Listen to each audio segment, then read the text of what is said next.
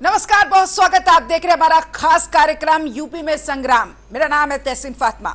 2027 का विधानसभा चुनाव अभी दूर है, लेकिन उत्तर प्रदेश की राजनीति में चुनावी विषाद बिछने शुरू हो गई है। हर राजनीतिक दल अपने वोट बैंक को मजबूत करने में जुटा है और साथ ही विरोधियों का चुनावी गणित बिगाड़ने की रणनीति की तैयारी में। सबसे ज्यादा चर्चा जिस वोट बैंक को लेकर हो रही है वो है मुस्लिम वोट बैंक, जिसे यूपी की राजनीति में सत्ता की चाबी माना जाता है। इस बीच योगी सरकार में मंत्री ओपी राजभर का एक बयान नए राजनीतिक बहस छेड़ देता है। राजभर का कहना है कि सपा और कांग्रेस मुसलमानों को सिर्फ वोट बैंक की राजनीति में उलझाए रखती है, जबकि असदुद्दीन ओवैसी मुस्लिम समाज को शिक्षा, नेतृत्व और राजनीतिक भागीदारी का संदेश देते हैं। इस बयान के बाद एक बार फिर सवाल उठने लगा है कि क्या यूपी में ओवैसी की बढ़ती सक्रियता समाजवादी पार्टी के MY यानी कि मुस्लिम यादव समीकरण को चुनौती दे सकती है? क्या मुस्लिम वोट पहले की तरह एकजुट रहेगा या फिर 2027 में उसके भीतर नया राजनीतिक बंटवारा देखने को मिलेगा? सपा अपने पारंपरिक आधार को बचाने में जुटा है, बीजेपी सामाजिक विस्तार की रणनीति पर काम कर रही है, कांग्रेस अपनी खोती जमीन वापस पाने की पूरी कोशिश में और ओवैसी नई राजनीतिक संभावनाएं तलाश रहे हैं। ऐसे में सबसे बड़ा सवाल यही है कि आखिर मुस्लिम वोट किसके साथ जाएगा, कौन किसका चुनावी खेल बिगाड़ेगा और 2027 के महासंग्राम में किसके हाथ में लगेगी सत्ता की सबसे बड़ी बाजी? यही जानने और समझने की कोशिश करेंगे इस खास रिपोर्ट में। तो ये जो समीकरण है वो खास और मायने रखता है, क्योंकि इस समीकरण में कई ऐसे वोट हैं और कई ऐसी वोटों की संख्या है जो समीकरण को बिगाड़ सकते हैं, जो है MY। 2027 विधानसभा चुनाव में अभी समय है, लेकिन उत्तर प्रदेश की राजनीति में मुस्लिम वोट बैंक को लेकर घमासान शुरू हो चुका है। इसकी वजह बना है योगी सरकार में मंत्री और सुभाषपा प्रमुख ओपी राजभर का एक बयान, जिससे सियासी गलियारे में नई बहस छिड़ दी। राजभर ने समाजवादी पार्टी और कांग्रेस पर निशाना साधते हुए कहा कि इस दलों ने वर्षों तक मुस्लिम समाज को सिर्फ वोट बैंक की राजनीति तक सीमित रखा, जबकि AIMIM प्रमुख असदुद्दीन ओवैसी मुस्लिम समाज को शिक्षा, नेतृत्व और राजनीतिक भागीदारी का संदेश देते हैं। राजभर का यह बयान सिर्फ राजनीतिक टिप्पणी नहीं माना जा सकता, बल्कि इसे 2027 के चुनावी समीकरण से जोड़कर भी देखा जा रहा है। दरअसल उत्तर प्रदेश में मुस्लिम वोट बैंक को हमेशा से सत्ता की राजनीति का अहम हिस्सा माना जाता है। कई ऐसे जिले हैं, विधानसभा सीटें हैं जहां मुस्लिम मतदाता चुनावी नतीजे को सीधे प्रभावित करने की स्थिति में रहते हैं। यही कारण है कि हर राजनीतिक दल इस वर्ग तक अपनी पहुंच मजबूत करने की कोशिश करता है। सपा लंबे समय से खुद को मुस्लिम समाज की सबसे बड़ी राजनीतिक आवाज बताती रही है, जबकि कांग्रेस भी अल्पसंख्यक समुदाय के बीच अपनी पकड़ मजबूत करने की कोशिश करती रही है। ऐसे में जब NGA के एक सहयोगी दल का नेता ओवैसी की तारीफ करता है और सपा कांग्रेस पर सवाल उठाता है, तो राजनीतिक चर्चा होना स्वाभाविक है। राजभर का बयान ऐसे समय आया जब 2027 चुनाव को लेकर सभी दल अपनी अपनी रणनीति बनाने में जुटे हैं। बीजेपी जहां विकास, कानून व्यवस्था, लाभार्थी वर्ग की राजनीति पर भरोसा जता रही है, वही विपक्ष सामाजिक न्याय, संविधान, सामाजिक गठजोड़ के मुद्दे को आगे बढ़ा रहे हैं। ऐसे माहौल में मुस्लिम वोट बैंक की दिशा को लेकर हर बयान राजनीतिक महत्व रखता है। यही वजह है कि राजभर के बयान को सिर्फ एक नेता की राय नहीं, बल्कि बड़े चुनावी समीकरण के हिस्से के तौर पर देखा जा रहा है। सबसे बड़ा सवाल यही है कि क्या मुस्लिम मतदाता 2027 में भी पारंपरिक राजनीतिक विकल्पों के साथ खड़े रहेंगे या फिर नई राजनीतिक आवाजों को भी अवसर देंगे?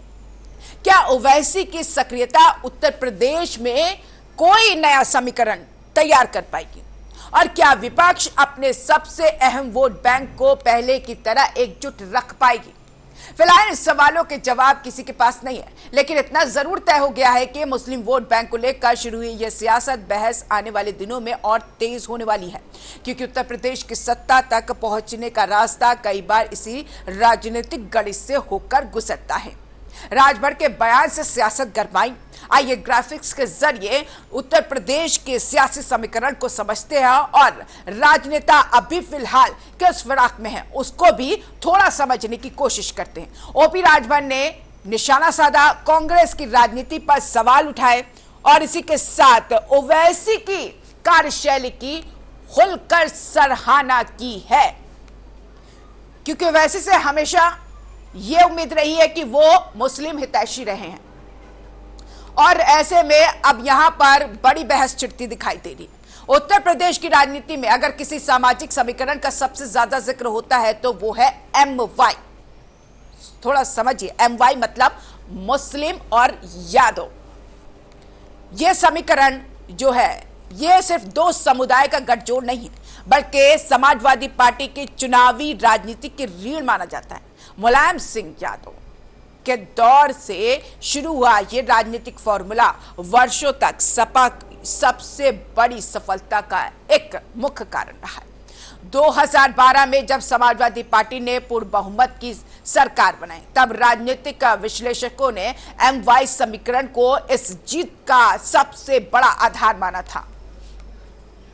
इसके बाद हर चुनाव में सपा की रणनीति के केंद्र में मुस्लिम और यादव वोट बैंक को एकजुट रखना सबसे बड़ी प्राथमिकता रही है। उत्तर प्रदेश में समाजवाद और मुस्लिम आबादी करीब 19% मानी जाती है, जबकि यादव समुदाय भी कई क्षेत्रों में प्रभावशाली राजनीतिक ताकत रखता है। जब ये दोनों वोट बैंक एक दिशा में जाते हैं तो दर्जनों विधानसभा सीटों का परिणाम प्रभावित हो सकता है। इस पर हम आगे विस्तार से चर्चा करें और आपको जानकारी दें, लेकिन इससे पहले आपको सीधे लिए चलते उत्तर प्रदेश की राजधानी लखनऊ, जहां पर सूबे के मुखिया संबोधन कर रहे हैं। आप भी सुनिए। 60,244 भर्ती की थी और सभी 60,244 की भर्ती को ट्रेनिंग हमने यूपी पुलिस के ही अपने केंद्रों में ट्रेनिंग भी दी है उनको, और वे ट्रेनिंग लेने के बाद सफलतापूर्वक अब फील्ड में जाकर के अपनी ड्यूटी करना प्रारंभ कर दी है। ये 60,244 जवान यूपी पुलिस के, यूपी के ही केंद्रों में 17 में हमारे पास केवल 3,000 की ट्रेनिंग की क्षमता थी, आज हमारे पास 60,000 ट्रेनिंग की क्षमता मौजूद है। यह है स्पीड। जब हम इस स्पीड के साथ चलेंगे तब परिणाम आएगा। आप जब कोई कदम उठाएंगे आलोचनाएं होंगी, उससे घबराए बगैर हमें आगे बढ़ना पड़ेगा। इंफ्रास्ट्रक्चर हमने डेवलप किया। पुलिस के जवान जिसके भरोसे हम इतनी बड़ी आबादी को सुरक्षा की गारंटी देना चाहते हैं, उसका स्वयं का ठिकाना नहीं था। टूटे हुए बैरक में रहने के लिए मजबूर होता था। आखिर सर्दी गर्मी बरसात उसके लिए भी तो है, उसके लिए भी तो ये सब समस्याएं हैं, लेकिन नहीं, उसकी सुविधा का ध्यान नहीं होता था। आज आप जाइए, प्रदेश के अंदर 56 जनपद ऐसे हैं जिस जिले के अंदर सबसे जो हाई राइज बिल्डिंग होगी वो पुलिस की बैरक होगी। पुलिस की बैरक, उत्तर प्रदेश पुलिस की बैरक, सबसे ऊंची सबसे बड़ी बिल्डिंग। यानी इसका मतलब यूपी पुलिस आज सबसे टॉप पर चल रही है। 54 जिले बताते हैं कि प्रदेश अब दौड़ रहा है, अब रेंग नहीं रहा है, अब दौड़ रहा है। ट्रेनिंग की क्षमता बढ़ाई गई, पुलिस की भर्तियों का कार्यक्रम प्रारंभ हुआ। 17 में हमने जब भर्ती की थी, हमें मिलिट्री से, पैरामिलिट्री से और दूसरे राज्यों से ट्रेनिंग सेंटर हायर करने पड़े थे। हमने उनके केंद्र लिए थे, वहां पे हम लोगों ने ट्रेनिंग करवाई थी। 60,200 की जब यहां भर्ती होनी थी, मेरे सामने फिर ये बात आई कि साहब अब किसी राज्य के पास खाली नहीं है, कहां हम करेंगे। हमने कहा हमारे अपने स्वयं के संसाधन हैं, हमारे अपने केंद्र हैं, यहां पर करो, लेकिन भर्ती हो जरूर। ये जो नौजवान जो दिन रात दौड़ता है, उसके सपनों को उड़ान देने का ये अवसर है और हमें ये करनी चाहिए भर्ती। और मैं धन्यवाद दूंगा कि यूपी उत्तर प्रदेश पुलिस भर्ती एवं प्रोन्नत बोर्ड ने बहुत अच्छी भर्ती की प्रक्रिया को संपन्न किया और वे सभी जवान अब अलग अलग थानों में, अलग अलग जनपदों में अपनी सेवा देने के लिए फील्ड में उतरे हैं। पुलिस कमिश्नरेट सिस्टम ये 1972 से चला आ रहा था, हिम्मत नहीं ले रहे थे। यूपी पुलिस आईपीएस को आईएएस ऐसा दबाते थे, फाइलों में ऐसा दबा देते थे, वो फाइल एक बार बंद हुई नहीं कि फिर वो कभी खुलती नहीं थी। यानी यमराज भी आ जाए तो आईएएस से फाइल खुलवाना तो कठिन ही हो जाता है, और यही होता था, वो खुलती नहीं थी। फिर पता नहीं कहां वो फाइल पड़ी थी। हमने 7 जनपदों में पुलिस कमिश्नरेट सिस्टम लागू भी करवा दिया। ये पुलिस रिफॉर्म का पार्ट है। जिनको पुलिस रिफॉर्म के बारे में जानकारी नहीं, वह पुलिस कमिश्नरेट सिस्टम पर उंगली उठाते हैं। जिनको पुलिसिंग की कोई जानकारी नहीं, वे उंगली उठाते हैं कमिश्नरेट सिस्टम पर। वे तो कंप्यूटर ऑपरेटर ग्रेड ए को पत्र वितरित करने के बाद योगी आदित्यनाथ का आज संबोधन जो आप सुन रहे थे। खैर आगे बढ़ेंगे अपने मुद्दे की ओर। यूपी में महासंग्राम 2027 की ये तैयारी में जो समीकरण बन रहा है उसको लेकर चर्चा हो रही थी, क्योंकि सपा के लिए MY समीकरण सिर्फ एक चुनावी रणनीति नहीं बल्कि सत्ता तक पहुंचने का सबसे मजबूत रास्ता माना जाता है। 2022 विधानसभा चुनाव में विभिन्न चुनावी अध्याय के अनुसार मुस्लिम मतदाताओं का बड़ा हिस्सा समाजवादी पार्टी गठबंधन के साथ दिखाई दिया था। इस समर्थन के दम पर सपा ने मजबूत विपक्ष की भूमिका हासिल की। लेकिन 2027 का चुनाव सपा के लिए आसान नहीं माना जा रहा, क्योंकि अब चुनौती सिर्फ बीजेपी से नहीं बल्कि विपक्ष खेमे के भीतर भी दिखाई दे रही है। असदुद्दीन ओवैसी की AIMIM लगातार मुस्लिम मतदाताओं के बीच अपनी मौजूदगी बढ़ाने की कोशिश कर रही है। हालांकि अब तक पार्टी को यूपी में बड़ी चुनावी सफलता नहीं मिली, लेकिन उसकी सक्रियता ने राजनीतिक चर्चा जरूर बढ़ा दी है। सवाल यह उठ रहा है कि अगर मुस्लिम वोटों का थोड़ा सा भी बंटवारा होता है तो क्या उसका सीधा नुकसान समाजवादी पार्टी को होगा, क्योंकि MY समीकरण की सबसे बड़ी ताकत मुस्लिम वोटों की एकजुटता ही मानी जाती है।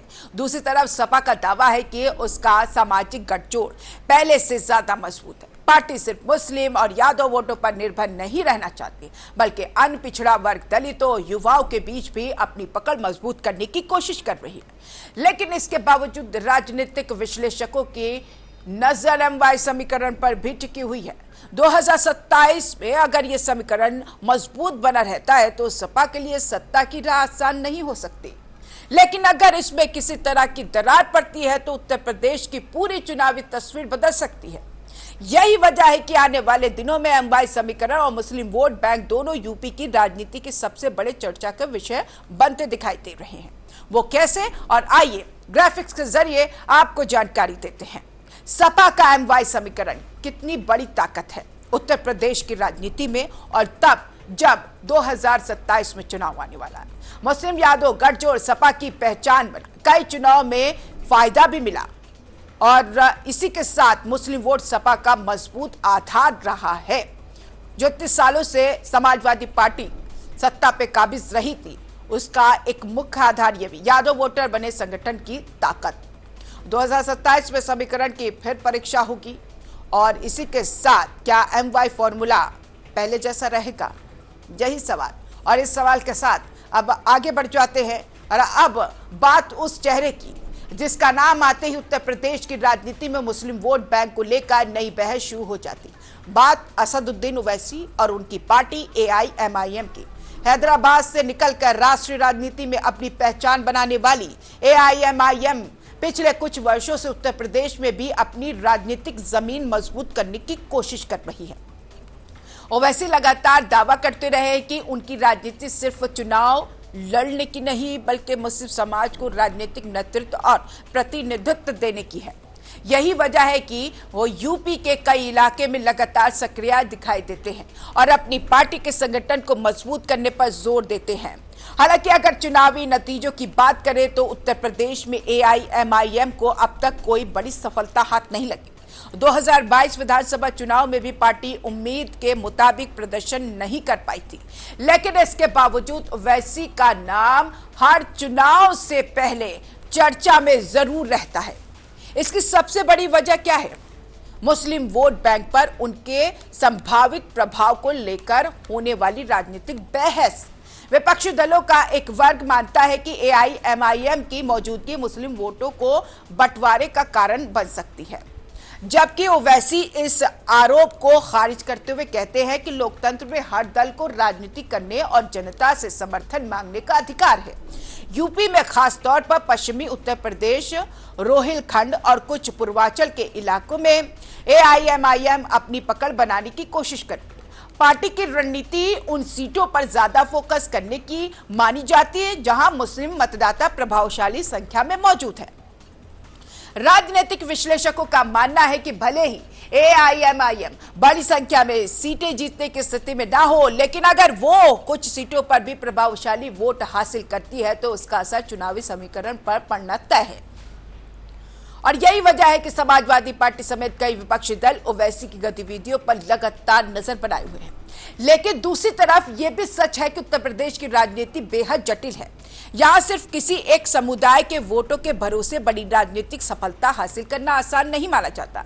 संगठन मजबूत, स्थानीय नेतृत्व और बूथ स्तर की पकड़ और व्यापक सामाजिक गठजोड़ चुनावी जीत की सबसे बड़ी शर्त माने जाते हैं। यही चुनौती एआईएमआईएम के सामने भी है। इसलिए सबसे बड़ा सवाल यह है कि क्या 2027 तक ओवैसी उत्तर प्रदेश में ऐसा राजनीतिक आधार तैयार कर पाएंगे जो चुनावी नतीजों को प्रभावित कर सके, और इसी के साथ या फिर उनकी मौजूदगी सिर्फ राजनीतिक बहस और टीवी डिबेट तक ही सीमित रह जाएगी। ये कई सवाल हैं और भी आगे सवाल उठेंगे। फिलहाल इतना तय है कि ओवैसी की सक्रियता ने यूपी की राजनीति में एक नया फैक्टर जरूर जोड़ दिया और 2027 के चुनावी रण में उसकी भूमिका पर सबकी नजर अहम मानी जा रही है। उसकी भूमिका वो कैसे, आइए जीएफएक्स के जरिए हम आपको जानकारी देते हैं और समझाने की पूरी कोशिश। दरअसल जो यहाँ पर चुनौती बन रही है ओवैसी की एंट्री से सबसे बड़ी चुनौती यूपी में एआईएमआईएम बढ़ रही है और उसकी सक्रियता भी बहुत तेजी से मुस्लिम बहुल सीटों पर खास फोकस है। ओवैसी तलाश रहे हैं नई राजनीतिक जमीन और विपक्ष वोट बंटवारे की बड़ी चर्चा है। सपा के सामने बहुत बड़ी चुनौती है और आसान नहीं है यह रहा। जिस तरीके से अखिलेश यादव कह रहे हैं कि हमारी सरकार आएगी जरूर, हमारी पार्टी सत्ता में जरूर बैठेगी, वो कैसे, अगर ध्यान दिया जाए तो बड़ा मुश्किल है। लेकिन 2027 की लड़ाई को सिर्फ वैसे बनाम सपा या मुस्लिम वोट की राजनीति तक सीमित करके नहीं देखा जा सकता, क्योंकि उत्तर प्रदेश में सत्ता की राह कई सामाजिक और राजनीतिक समीकरणों से होकर गुजरती है। एक तरफ बीजेपी और उसके सहयोगी दल जो लगातार विकास, कानून व्यवस्था, बुनियादी सुविधाओं और सरकारी योजनाओं के लाभार्थियों को अपने राजनीतिक आधार का केंद्र बनाते रहे हैं। बीजेपी का दावा है कि उसकी राजनीति किसी एक वर्ग या समुदाय तक सीमित नहीं है, बल्कि सभी वर्गों को साथ लेकर चलने की है। यही वजह है कि पार्टी 2027 में अपने सामाजिक विस्तार को बनाए रखने की कोशिश में है। दूसरी तरफ समाजवादी पार्टी जो खुद को बीजेपी के खिलाफ सबसे मजबूत राजनीतिक चुनौती के रूप में पेश कर रही है। सपा का दावा है कि उसके साथ सिर्फ मुस्लिम या यादव समाज ही नहीं, बल्कि बड़ी संख्या में पिछड़े, किसान, युवा, आम जनता भी जुड़ रहे हैं। अखिलेश यादव लगातार सामाजिक न्याय, संविधान और जनता के मुद्दों को केंद्र में रखकर अपनी राजनीति को आगे बढ़ा रहे हैं। पार्टी को भरोसा है कि 2027 में सत्ता विरोधी माहौल और मजबूत सामाजिक गठजोड़ उसे फायदा पहुंचा सकता है। वहीं कांग्रेस भी उत्तर प्रदेश में अपनी राजनीतिक जमीन वापस हासिल करने के लिए लगातार प्रयासरत है। पार्टी संगठन को मजबूत करने और नए सामाजिक समूहों तक पहुंच बनाने की रणनीति पर काम कर रही है। हालांकि मौजूदा समय में मुकाबला मुख्य रूप से बीजेपी और सपा के बीच माना जाता है, लेकिन कांग्रेस और अन्य क्षेत्रीय दल भी चुनावी तस्वीर को प्रभावित करने की क्षमता रखते हैं। यही कारण है कि कोई भी राजनीतिक दल किसी भी वोट बैंक को हल्के में लेने की स्थिति में फिलहाल नहीं है। दरअसल उत्तर प्रदेश का चुनाव सिर्फ जाति, धर्म या किसी एक समुदाय के वोट से तय नहीं होता। ये दलित वोट, पिछड़ा वोट, स्वर्ण वोट, महिला वोट, युवा वोट और सरकारी योजनाओं के लाभार्थियों का रुझान भी महत्वपूर्ण होता है। इसलिए 2027 का चुनाव सिर्फ मुस्लिम वोट की लड़ाई नहीं है, बल्कि सबसे बड़ा सामाजिक गठजोड़ बनने की लड़ाई भी होगा। जो दल सबसे ज्यादा वर्गों का भरोसा जीत पाएगा वही सत्ता के सबसे करीब पाएगा। यही वजह है कि अभी से सभी दल अपने अपने समीकरण मजबूत करने में जुट गए हैं, क्योंकि उत्तर प्रदेश की राजनीति में चुनाव सिर्फ वोटों से नहीं बल्कि भरोसे, रणनीति से भी जीते जाते हैं और बड़ा दिमाग लगाना पड़ता है। और 2027 में यही भरोसा और यही रणनीति सत्ता की दिशा तय करने के लिए काफी है।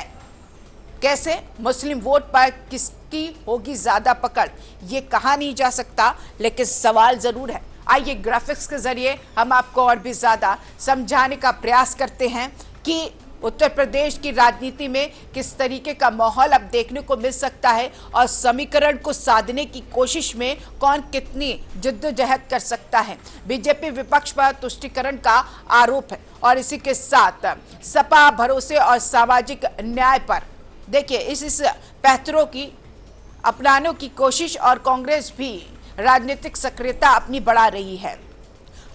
हर दल साध रहा है नया समीकरण। भरोसे की राजनीति क्या बड़ा मुद्दा बनेगी? 2027 में जनता अंतिम जवाब देगी।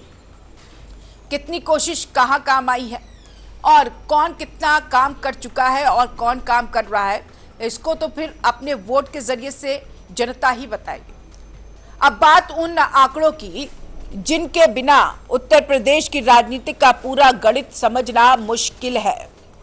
जिस मुस्लिम वोट बैंक को लेकर आज इतनी सियासी चर्चा हो रही है, उसका प्रभाव सिर्फ राजनीतिक बहस तक सीमित नहीं बल्कि कई सीटों के चुनावी नतीजों पर भी पड़ता है। 2011 की जनगणना के अनुसार उत्तर प्रदेश में मुस्लिम आबादी करीब 19.3% है, यानी राज्य का लगभग हर 5वां नागरिक मुस्लिम समुदाय से आता है। पश्चिम उत्तर प्रदेश, रोहिलखंड, अवध और पूर्वांचल के कई जिलों में मुस्लिम आबादी काफी प्रभावशाली मानी जाती है। राजनीतिक विश्लेषकों के अनुसार करीब 140 से 150 विधानसभा सीटें ऐसी हैं जहां मुस्लिम मतदाता चुनावी परिणाम को प्रभावित करने की स्थिति में रहते हैं। यही वजह है कि हर चुनाव में राजनीतिक दल की नजर इस वोट बैंक पर रहती है। अगर 2022 विधानसभा चुनाव की बात करें तो विभिन्न पोल सर्वे और चुनावी अध्ययनों में यह सामने आया है कि मुस्लिम मतदाताओं का बड़ा हिस्सा समाजवादी पार्टी गठबंधन के साथ गया था। कई अध्ययनों के मुताबिक करीब 75% मुस्लिम वोट समाजवादी पार्टी के पक्ष में गए हैं। वहीं बीजेपी को लगभग 8% मुस्लिम वोट मिलने का अनुमान जताया गया। उधर बसपा के खाते में करीब 6% और कांग्रेस को लगभग 3% मुस्लिम वोट मिलने की बात सामने आई है। बाकी वोट छोटे दलों, क्षेत्रीय पार्टियों और निर्दलीय उम्मीदवारों के बीच बांटे। और हालांकि ये चुनाव आयोग के आधिकारिक आंकड़े नहीं है बल्कि चुनाव बाद हुए सर्वेक्षणों और राजनीतिक अध्ययनों पर आधारित अनुमान है, लेकिन सिर्फ मुस्लिम वोटों के आधार पर यूपी की राजनीति को समझना भी अधूरा होगा, क्योंकि राज्य में पिछड़ा वर्ग, दलित, स्वर्ण महिला और युवा मतदाता भी चुनावी नतीजों को प्रभावित करते हैं। बीजेपी की ताकत जहां गैर यादव, पिछड़े, गैर जाटव और इसी के साथ दलित और लाभार्थी वर्ग को माना जाता है, वह सपा अपने एमवाई समीकरण के साथ अन्य पिछड़े वर्गों को जोड़ने की कोशिश में है। कांग्रेस भी नए सामाजिक समीकरण तलाश रही है और छोटे दल अपनी अपनी जातीय और क्षेत्रीय ताकत के सहारे चुनावी मैदान में मौजूद है। यानी 2027 की लड़ाई सिर्फ 19% मुस्लिम आबादी की नहीं बल्कि पूरे सामाजिक और राजनीतिक समीकरण की लड़ाई होगी। लेकिन इतना जरूर है कि अगर मुस्लिम वोट बैंक में बड़ा बदलाव आता है या फिर उसके भीतर बंटवारा देखने को मिलता है तो इसका असर कई सीटों पर सीधे दिखाई दे सकता है। यही कारण है कि 2027 के चुनाव से पहले मुस्लिम वोट बैंक एक बार फिर यूपी की राजनीति के केंद्र में आ चुका है और सभी दल अपनी अपनी राजनीति और रणनीति के साथ इस वोट बैंक को साधने में जुटे हुए हैं। तो ये था यूपी में महासंग्राम और सियासी समीकरण। और इस सियासी समीकरण में हमें समझने की जरूरत है कि मुस्लिम वोट का गणित कितना है और कितना अहम है। यूपी में मुस्लिम आबादी 19% है, जैसे कि आपको बताया। 2022 में सपा को 75% मुस्लिम का वोट मिला और इसी के साथ 2022 में बीजेपी को मात्र 8% ही मुस्लिम का सहारा मिला। 2022 में बसपा के खाते में 6% मुस्लिम का वोट मिला और 2022 में कांग्रेस को मात्र 3% वोट ही मिले। 2027 में बदल सकता है चुनावी समीकरण, जिस तरीके से बयानों का दौर यहां पर चल पड़ा है। और फिलहाल 2027 का चुनाव अभी दूर है, लेकिन उत्तर प्रदेश की राजनीति में चुनावी बिसात पूरी तरीके से बिछ चुकी है। ओपी राजभर के बयान ने एक बार फिर उस बहस को जिंदा कर दिया जो हर बड़े चुनाव से पहले सबसे ज्यादा चर्चा में रहती है। मुस्लिम वोट बैंक आखिर किसके साथ जाएगा? क्या समाजवादी पार्टी का एमवाई यानी मुस्लिम यादव समीकरण पहले की तरह मजबूत बना रहेगा? क्या असदुद्दीन ओवैसी उत्तर प्रदेश में नई राजनीतिक जमीन तैयार कर पाएंगे? क्या कांग्रेस अपनी खोई हुई राजनीति पकड़ वापस हासिल कर पाएगी, या फिर बीजेपी और एनडीए अपने सामाजिक विस्तार और नए समीकरणों के दम पर विपक्ष की रणनीति को कमजोर कर देंगे? इन सवालों के जवाब अभी भविष्य के गर्भ में है, लेकिन इतना तय है कि आने वाले महीनों में राजनीतिक बयान, नए गठबंधन, चुनावी दावे, वोट बैंक की राजनीति लगातार सुर्खियों में रहने वाली है, क्योंकि यूपी सिर्फ एक राज्य नहीं है बल्कि देश की राजनीति की दिशा तय करने वाला सबसे बड़ा राजनीतिक मैदान। यहाँ की हर चाल, हर बयान, हर समीकरण एक असर राष्ट्रीय राजनीति तक दिखाई देता है। इसलिए 2027 का महासंग्राम सिर्फ सत्ता की लड़ाई नहीं बल्कि भरोसे, नेतृत्व, सामाजिक समीकरण और राजनीतिक रणनीति की भी एक सबसे बड़ी परीक्षा होगी। और आप देख रहे हैं मुस्लिम वोट बैंक, ओवैसी की सक्रियता, राजभर का बयान, सपा की चुनौती और बीजेपी की रणनीति चुनावी शतरंज के मोहरे सज चुके हैं। अब इंतजार उस फैसले का जो जनता करेगी। इस खास कार्यक्रम में इतना ही। आप बने रहिए टीवी मिनट के साथ। नमस्कार।